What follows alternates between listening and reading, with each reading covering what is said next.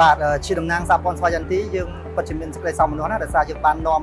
ក្រុមហ៊ុនចំនួន10ហើយនិងសហគមន៍3មកចូលរួមពិព័រណ៍ថ្ងៃនេះគឺឃើញទាំងភ្ញៀវជាតិអន្តរជាតិក៏ចូលរួមយ៉ាងសកម្មវាជាថ្ងៃទី1ទេប៉ុន្តែឃើញភ្ញៀវច្រើនមែនទែនហើយស្តង់ដែលបានតាំងប្រមាណជា300ស្តង់គឺមានភ្ញៀវចូលបដាមកទល់ពេលនេះយើងអានស្មានថាប្រហែលជាចូល1000នាក់ហើយដែលចូលមកមើលទាំងបរទេសទាំងភ្ញៀវខ្មែរហើយវេទិកាមួយនេះគឺអាចនាំ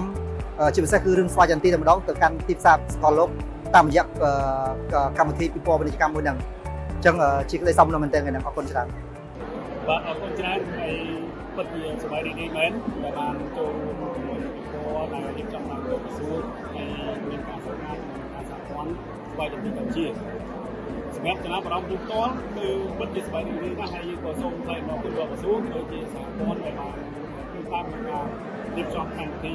តាមពិព័រណ៍ផលិតផលរបស់ខ្មែរយើងនេះបានយ៉ាងល្អប្រសើរអរគុណច្រើននិងសង្ឃឹមថា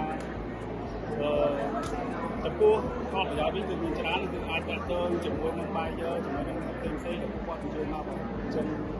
វាអាចបរិយានិងលើកកម្ពស់គុណភាពនិងបាទទៅទៅនឹងផលិតផលរបស់ខ្មែរយើងឲ្យបានល្អនេះសម្រាប់អរគុណច្រើនខ្ញុំមានអារម្មណ៍សប្បាយចិត្តយ៉ាងខ្លាំងតាំងពីមុនមកខ្ញុំមិនដែលបានចូលនៅក្នុងកម្មវិធីតាំងពិព័រណ៍ដ៏ធំចេះទេទើបតែលើកទី1ហើយខ្ញុំមានអារម្មណ៍សប្បាយរីករាយដែលមានបងប្អូនហើយមានស្តង់មកតាំងពិព័រណ៍ជាច្រើនផលិតផលកសិកម្ម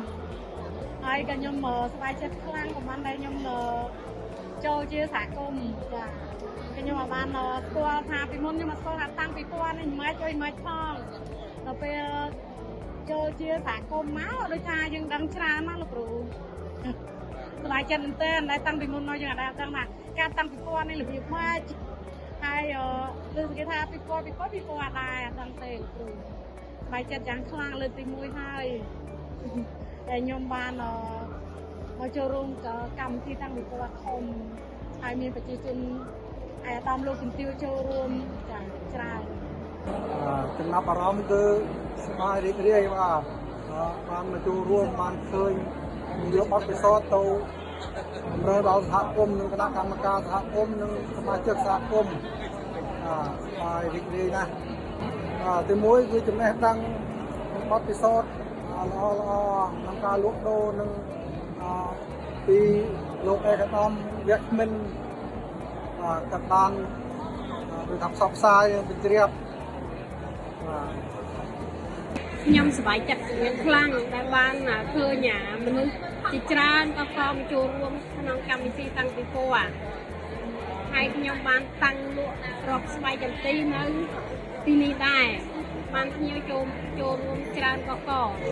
ការលក់ដូរយើងបានខ្លះចាយើងអាចបានខ្លះព្រោះឯភ្ញៀវចូលរួមច្រើនដែរចាអរគុណច្រើននឹងឲ្យជំរាបសួរបងសម្រាប់ចំណាប់អារម្មណ៍ខ្ញុំនៅក្នុងការចូលរួមតាំងពិព័រណ៍វេទិកាពិព័រណ៍កសិកម្មកម្ពុជា2025ខ្ញុំពិតជាមានសេចក្តីសោមនស្សរីករាយជាខ្លាំងដែលបានចូលរួមក្នុងការតាំងពិព័រណ៍នេះពីព្រោះពិព័រណ៍នេះគឺមានផលិតផលខ្មែរជាច្រើនមុខក៏ដូចជាផលិតផលចន្ទិអែមផលអក្រូបដារបស់យើងដែរសំខាន់ណាស់បងប្អូនទាំងអស់គ្នាដែលមានបំណងចង់គាំទ្រផលិតផលខ្មែរបងប្អូនអាចមកស្តង់ពិព័រណ៍នៅកោះពេជ្រនេះបានដែលមានរយៈពេល4ថ្ងៃគឺធ្វើឡើងនៅចាប់ពីថ្ងៃទី13 14 15 16នៅខែ11យើងនេះអញ្ចឹងបងប្អូនទាំងអស់គ្នាដែលមានបំណងគាំទ្រផលិតផលខ្មែរកុំភ្លេចណាមកចូលរួមការតាំងពិព័រណ៍ទាំងអស់គ្នា